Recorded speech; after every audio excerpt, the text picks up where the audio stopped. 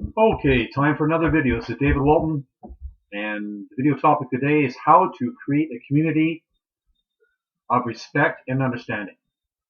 So, why would you want a community, a group, a club, an organization, a team that generates respect and understanding?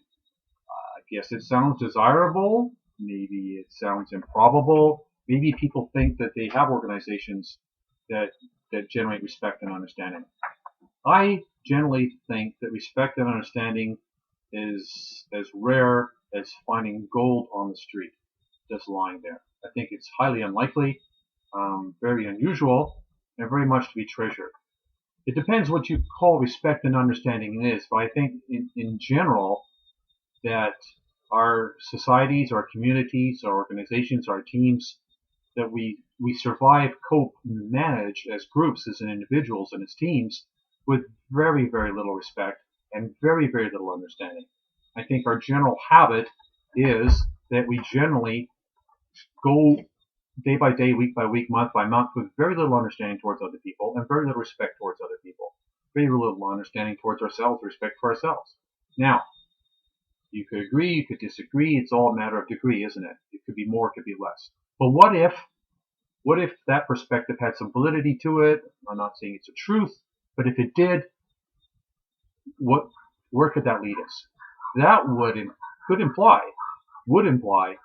that we have some great possibilities for more respect and more understanding. Now, what's the value of respect and understanding?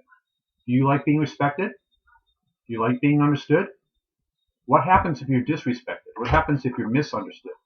What happens if you disrespect others or you misunderstand each other, another person or whatever? Okay, whether it's business, whether it's personal, whether it's private or public, whether it's a few people, a community, or between large societies. Misunderstandings only cause more confusion, more delays, more sabotage, more conflict, less value being created, more value being destroyed. Disrespect and misunderstanding kind of go together. So what leads to disrespect? What leads to misunderstanding? Misunderstanding and disrespect are ways of labeling or describing behavior. And what's behavior? Behavior is an effect. It's a symptom. It's a result. What causes these kind of behaviors? Well, one of the things that leads a lot to disrespect and misunderstanding is prejudice. What is prejudice? It's prejudging. It's having a preconceived perspective, point of view, or idea about something before you ever come across to it. So what does this do? This taints, distorts, or misunderstands the situation because it limits the understandings or perspectives about that situation. So that's what prejudice is, basically. So prejudice is just not racism or ageism or something like that. It's anything where I or you or a group or anybody or any entity has a preconceived perspective about something. It could be, I'm not good enough, or all men are creeps, or all women are X, or X people are Y, or whatever. There's so many perspectives that can be frozen, rigid, and become static, miswired to survive on instinct and never go discovered, that can influence people's lives. It can supply them thoughts, words, feelings, and actions, hunches, and dreams that aren't really them. That if these perspectives were discovered, and a person were go through a process to discover that they just made it up in their mind, that there's other alternatives, and experience that whole process, then they will now see that that perspective was not the truth. It was only a truth, one conclusion of many. But out of our awareness, most of the time, many of us are running perspectives which are prejudices, which we impose upon our reality so that we limit the way we understand other people. We limit our behaviors towards other people. So the key is for us as individuals, as a community, as groups, to expand our repertoire of how we can understand or perceive others so we can have more perspectives about people and ideas and events out there, and to also expand our ways of fulfilling other people's rules and roles and expectations of us by having a wider range of behavior that we can deliver value to other people. Okay? So, what is the opposite of respect and understanding? It's disrespect and misunderstanding with a lot of prejudice involved. Now, people often think prejudice is only noticeable to them when it's something more extreme. But let's look at all of prejudice. Any conclusions you come to people where they're really fixed and rigid, even if they seem to be normal or common or something you've had for a long time, are still prejudices. And what's disrespect? Disrespect is any time we devalue or dehumanize another person. Once we start to look at disrespect and misunderstanding as unacceptable or inappropriate in many situations, or we look to proactively generate respect and understanding by actually practicing processes and insights that will create understanding and respect automatically, effortlessly, and easily, then we can make all the difference in our communities. At this point, it's not happened. And what are the consequences of us not having the mental tools, the mental practices, the mental habits, the mental insights, the mental maturity to know how to own and operate our brain minds? Well, then we by default pick up all kinds of beliefs and conditionings which limited us at our core, limited us in terms of our social perspectives, limit us in terms of how we operate within a team, limit us in terms of the standards we have. If we don't have the power, the tools, the insights, the practices that will allow us to be all that we can be, we get clogged up. And what clogs us up? Again, it's these perspectives and these conclusions that are frozen. Now, it doesn't matter whether it's a sales situation, a sports situation, a family situation, a relationship, social issues, or government.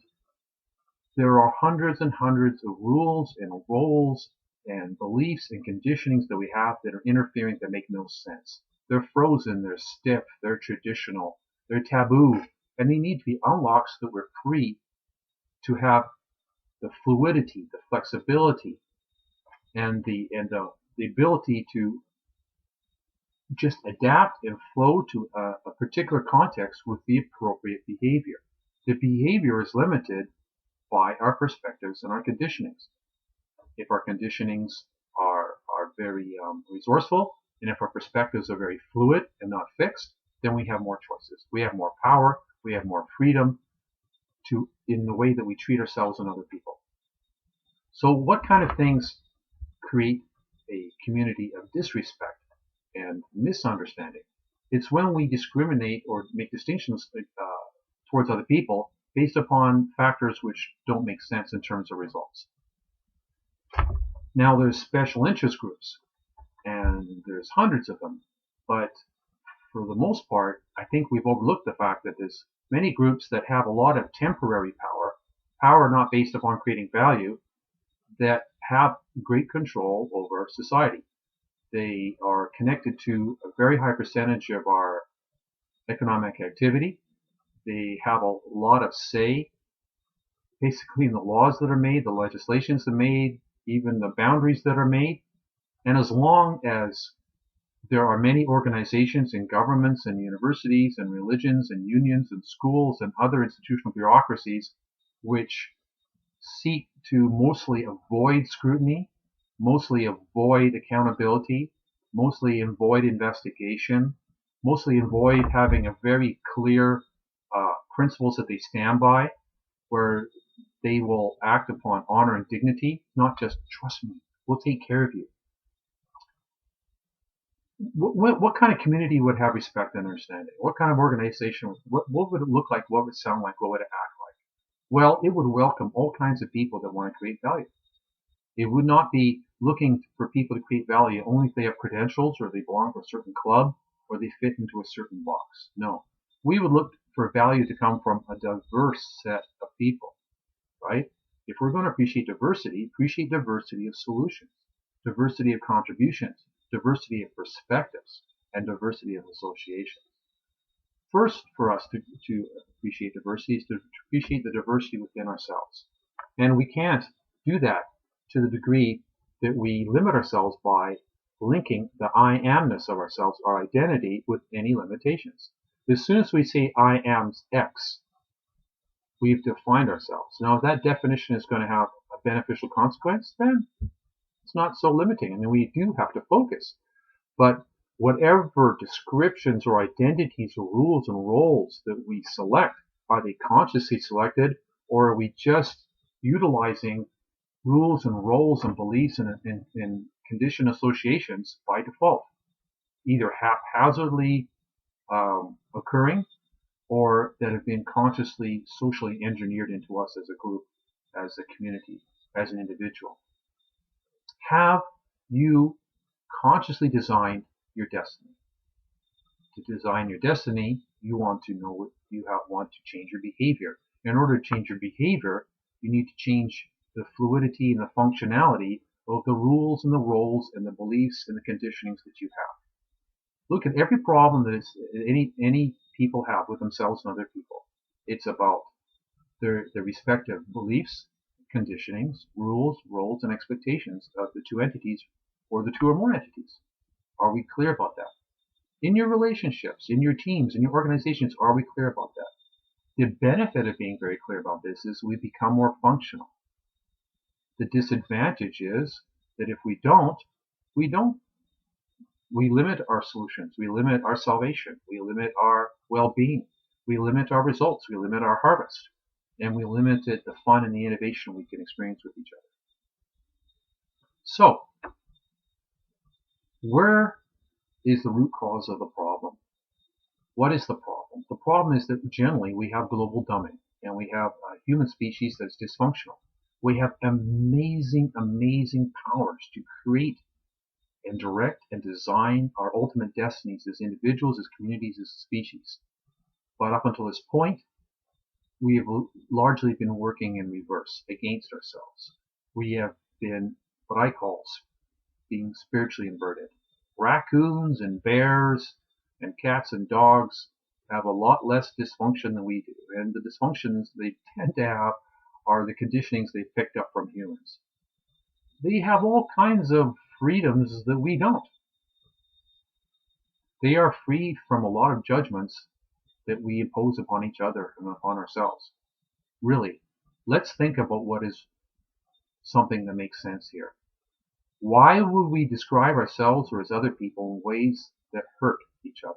Why would we describe ourselves in ways that restrict our functionality and our ability to behave in a wider range with a more fluid repertoire? It doesn't make any sense. And there's a reason why this happens, because there's certain elements within our development that if we're not careful about them can cause certain disasters and can cause permanent damage. We would love to discuss with you some of those elements in a future video, but let's summarize some of the general vague ideas I've discussed here. That's why I would appreciate your comments here. If you make specific comments or have specific questions, I can answer them in future videos. If it's a really big question, it could be one video. If it's a bunch of little small questions, it could be piled into one video. Respect and understanding is something we all crave, whether we admit it or not. Understanding is, and similar qualities can be solutions to almost every business or personal, private, or public problem we have. And why aren't we doing it? Is because we haven't learned how to effectively understand ourselves. Now, I've come up with some insights, some new models, some new paradigms, and some new processes and practices which can facilitate us to do that globally in every single community. If any of you are interested in that, contact me. It's very functional. It's very powerful, and it's extremely practical. Because for every belief and condition you have that's dysfunctional, it's hurting your health, your wealth, your wisdom, your relationships, and everything that you experience. Okay, so that's the end of this video. We discussed a little bit how we continue from this is I ask you to please subscribe to my channel, like this video if you liked it, make some comments. That gives me feedback, gives us feedback so that we can address your issues. We're here to serve. David Walton from the Innovation Mastermind Network signing out. Have a great day.